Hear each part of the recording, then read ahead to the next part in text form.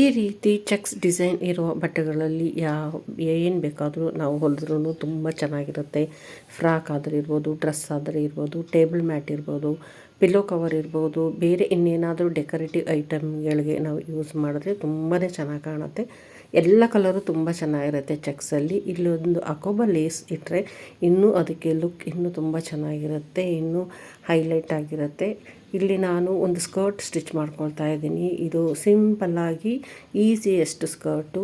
ಇದೇ ಲೆಂತಲ್ಲಿ 4 ಲೆಂತಲ್ಲಿ ಕಟ್ ಮಾಡಿಕೊಂಡು step by step ನಾವು ಇಲ್ಲಿ ಜಾಯಿಂಟ್ ಮಾಡ್ಕೊಂಡು ಹೋಗಬೇಕು ಅಷ್ಟೇ.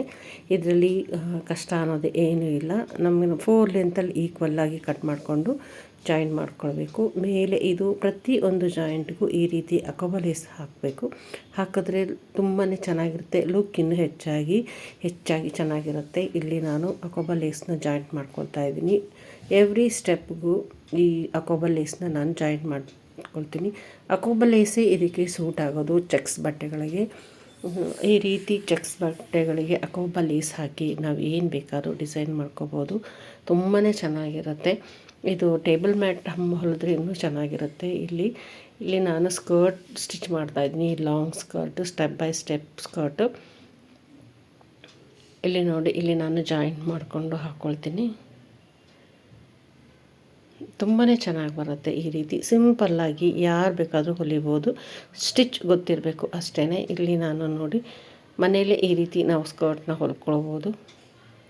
ಲಾಸ್ಟ್ ವಿಡಿಯೋದಲ್ಲಿ ಒಂದು ಸ್ಕರ್ಟ್ ಹೊಲಿದಿದ್ದೆ, ರ್ಯಾಪರ್ ಆನ್ ಸ್ಕರ್ಟು. ಅದೂ ತುಂಬಾ ಈಸಿ, ಸಿಂಪಲ್ ಆಗಿದೆ ಸ್ಕರ್ಟು. ಕಟಿಂಗ್ ಮಾಡೋದು ತುಂಬಾ ಈಸಿಯಾಗಿದೆ. ಇಲ್ಲಿ ನೋಡಿ ಪ್ರತಿಯೊಂದು ಸ್ಟೆಪ್ಗೂ ನಾನು ಹಚ್ಚಿಟ್ಕೊಳ್ತೀನಿ. ಅಕೋಬ ಲೇಸೇ ಇದಕ್ಕೆ ಸೂಟ್ ಆಗೋದು, ಬೇರೆ ಯಾವುದು ಇದಕ್ಕೆ ಸೂಟ್ ಆಗೋದಿಲ್ಲ. ನೋಡಿ, ಇವಾಗ ನಾನು ಲೆಂತ್ ವೈಸಲ್ಲಿ ತೋರಿಸ್ತೀನಿ. ಎಷ್ಟು ಚೆನ್ನಾಗಿದೆ. ಇದಕ್ಕೊಂದು ವೈಟ್ ಲೇಸ್ ಟಾಪ್ ಹಾಕಿದ್ರೆ ಇನ್ನೂ ಚೆನ್ನಾಗಿರುತ್ತೆ. ಹೇಗಿದೆ ಅಂತ ಕಮೆಂಟ್ ಮಾಡಿ ಹೇಳಿ. Thanks for watching.